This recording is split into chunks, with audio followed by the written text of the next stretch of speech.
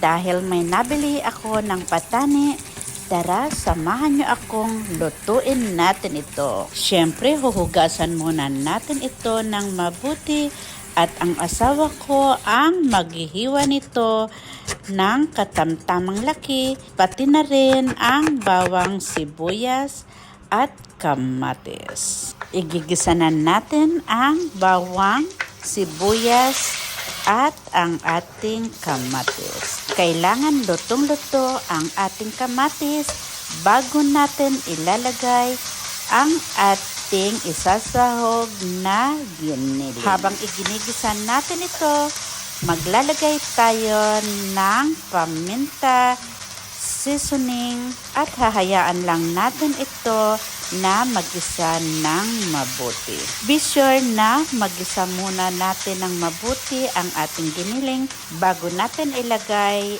ang coconut cream para hindi lumangsa ang ating nilulutong ulam.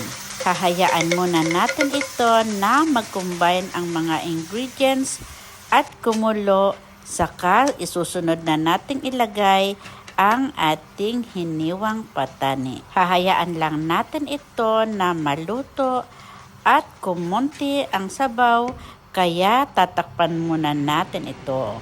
Ayan, kapag nakita na natin na luto na ang ating gulay at kumunti na ang sabaw, titikman natin ito. Kapag sa tingin nyo na kulang pa ang timpla, maglalagay tayo dito ng konting patis.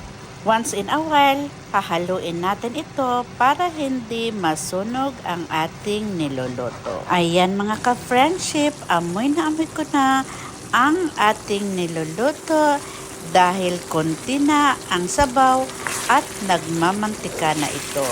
Nilagyan ko na rin pala ito ng siling haba para lalong bumango at sumarap ang ating ginataang patani. O ayan, sa hindi pa nakakatry magluto ng ginataang patani, itry nyo na at masarap. O paano?